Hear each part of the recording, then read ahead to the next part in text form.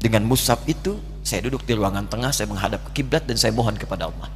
Ya Allah, saya tak punya kemampuan lagi membahagiakan ayah saya saat hidup di dunia. Tapi mohon jadikan setiap huruf dalam Al-Quran ini, ya Allah, pahalanya mengalir untuk ayah saya. Begitu saya bacakan saat itu, tak bisa saya berhenti. Dan tiba-tiba langsung masuk ayatnya, artinya, posisinya, nomornya. Gak pernah berhenti, masuk.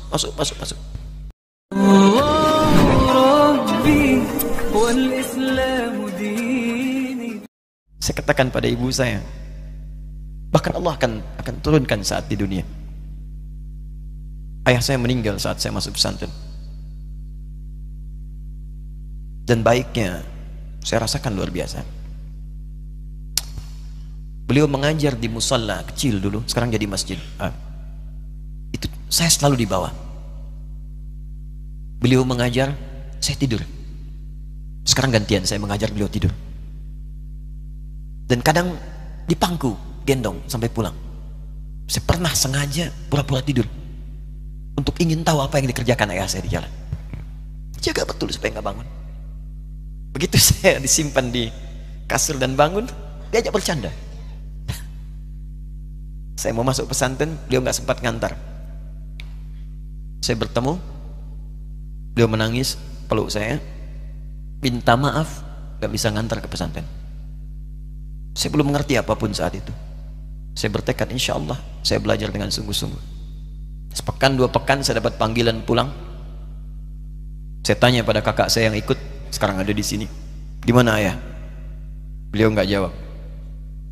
Sampai di Bandung, paman saya, beliau sekarang Sekom MUI Jawa Barat, langsung menyampaikan, nampaknya nggak akan terkejar sampai sana, mungkin sudah dimakamkan. Saya ngerti, paham saat itu bahwa beliau telah wafat. Maka saya pulang. Maghrib saya sampai, saya dapati ibu di ruangan tengah. Saya datangi, saya menahan tangis, tidak menangis sedikit pun untuk membahagiakan ibu saya. Saya datang, saya peluk, saya temani tidurnya. Itu pertemuan saya dengan ayah saya terakhir di mimpi. Saya bermimpi melihat sudah pakai kemeja, tersenyum, mendadahi saya. Sudah. Besoknya saya cari ke kamar, ternyata Allahu Akbar, apa yang selama ini saya pelajari di pesantren, kitabnya sudah ada di kamar semua, sudah disiapkan. Saya menangis saat itu. Saya bawa mushaf. Jadi bapak saya, ayah saya, itu bajunya pun saat wafat dibagikan kepada sahabat-sahabatnya. Bajunya, kitab-kitab ini dibagikan. Ibu saya menunjukkan kemudian ada jam yang nanti nak pakai. Saya bilang, simpanlah. Saya bawa mushaf. Dengan mushaf itu saya duduk di ruangan tengah, saya menghadap ke kiblat dan saya mohon kepada Allah. Ya Allah, saya tak punya kemampuan lagi membahagiakan ayah saya saat hidup di dunia.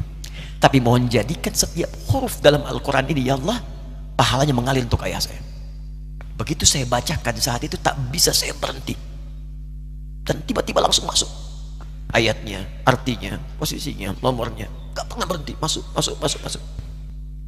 Saya bertekad ingin berbuat baik. Puncaknya saya sekolah. Ibu, ya Allah, saya ingin berbakti pada ibunda saya. Anda tahu apa yang terjadi? Demi Allah saya katakan, ketika Anda bersabar, ibu saya, Bu, Pak, itu krisis 97 Pak. Waktu krisis saya masuk pesantren, saya diberikan sempurna bekal seperti anak-anak lain. Rupanya ibu saya sudah tanya kepada santi-santi, orang tuanya, berapa bekal Anda kasihkan? Dikasih yang paling tinggi itu dikasihkan pada kami tiap bulan.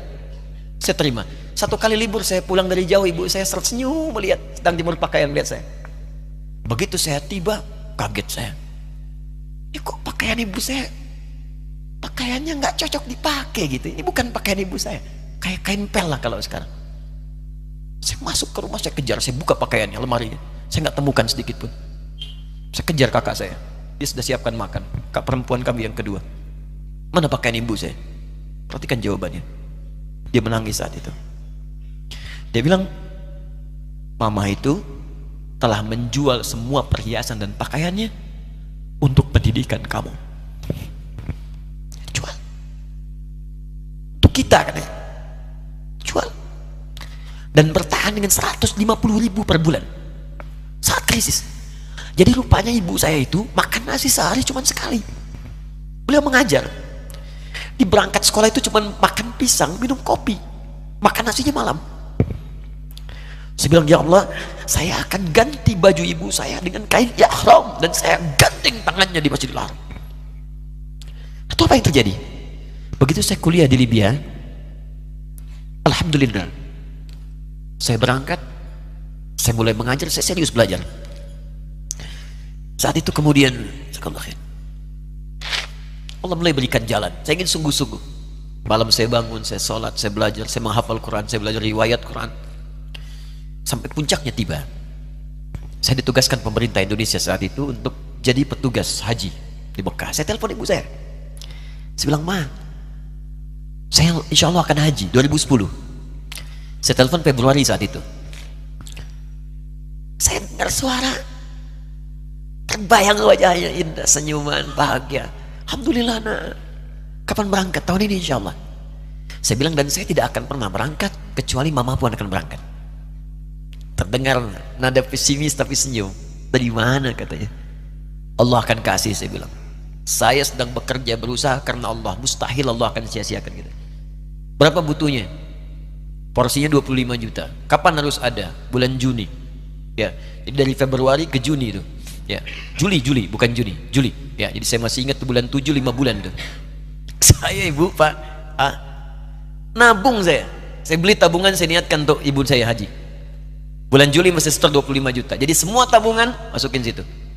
Ada yang ngajar ngasih, masukin situ. Masukin semua. Tepat sepekan sebelum itu kemudian didaftarkan, saya buka tabungan. Allahu Akbar, karunia Allah luar biasa.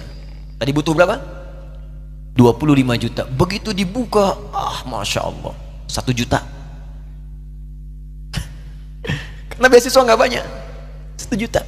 Tapi 3 hari sebelum daftar, entah dari mana ibu-ibu pengajian di KBRI datang, Ustaz, ibu katanya mau haji juga ya, Ustaz mau haji ya, ibu ikut ya. Sudah nggak usah dipikirin, nanti kami yang pikirkan semuanya. Tiba-tiba dikirim, bayar porsinya di sana, dapat koper paling besar. Bayangkan, tadinya kopernya belum datang, telepon lagi, nak koper belum datang katanya. Saya bilang, Ma, tenang aja, apa hajinya nggak jelas ini? Tidak jelas, saya bilang, insya Allah. Ya, nah cuman beritanya berbeda. Begitu saya telepon lagi, Ma gimana bisa? Nah, telah keluar pengumumannya. Kapan, Ma? 2013. Loh kan saya hajinya 2010, nggak bisa, harus 2010. Lihat kalimat ibunda saya. Nah, jangan pernah mengambil hak orang lain. Allah kasih 2013, alhamdulillah. Saya bilang, Ma, kita tidak harus mengambil hak orang lain, tapi kita meminta kepada Allah yang memanggil kita. Boleh jadi Allah akan berikan tambahan kuota pada tahun ini. Doa lagi, minta, datang ke masjid. Tiba-tiba ada sidang oki di Istanbul saat itu, keputusan 1/1000. Setiap ada 1000 muslim, 1 kuotanya. Saat itu Indonesia dapat tambahan 22.000, termasuk ibu saya ada di situ. Ya, acara malam Al-Qadar 27 Ramadan, malam masih ingat betul, saya jadi MC dengan rektor pada saat itu. Saya nggak pernah bawa handphone, tiba-tiba handphone itu saya bawa, berbunyi kemudian telepon itu. Saya minta pada rektor izin, saya angkat dulu, diperkenankan. Saya kemudian ke belakang masjid, saya angkat. Tiba-tiba saya dengar suara sudah menangis. Nah, katanya, kenapa, Ma? Alhamdulillah, Mama bisa haji. Ternyata kuota itu termasuk ibu saya. 5 bulan, Pak. Enak biasa. Nggak bayar tambahan, nggak ada macam-macam, bisa berangkat. Begitu saya berangkat duluan, saya tungguin betul di apartemennya, di maktabnya sampai datang. Begitu sudah datang, saya nggak sapa, saya lihat dari jauh. Bahagianya saya bisa mengganti pakaian tadi yang lusuh dengan kain ihram. Saya perhatikan, saya ikuti dari belakang. Di lift, saya ikuti. Di jalan, saya ikuti. Begitu sampai Masjidil Haram, saya gandeng tangannya. Ma, kita sama-sama.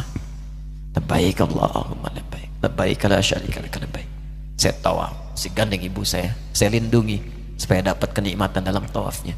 Begitu saya rasakan bagaimana Sayyidah Hajar bekerja keras untuk Ismail. Saya balas di situ, saya gandeng tangan yang kanan. Saya minta pada Allah, muliakan ibu saya, ya Allah, muliakan ibu saya, muliakan, berikan saya kesempatan membahagiakannya. Cuman yang kanan digandeng, yang kiri kosong, karena sudah tidak ada. Jadi ketika Anda belajar pun untuk menjadi ulama, Allah akan muliakan Anda. Orang tua Anda akan dapat bagiannya. Yang hafal Quran itu Musa, yang bisa haji bapak ibunya. Kemarin saya jadi Amirul Hajj dari kedutaan Saudi berangkat, membawai 350 orang rombongan. Siapa yang saya bawa? Ahli Quran, yang hafal Quran anak-anaknya. Ahmad Kamil, yang haji, pengajarnya, murabbinya, ibunya, temannya, banyak yang berangkat. Yang berangkat siapa? Calon ulama.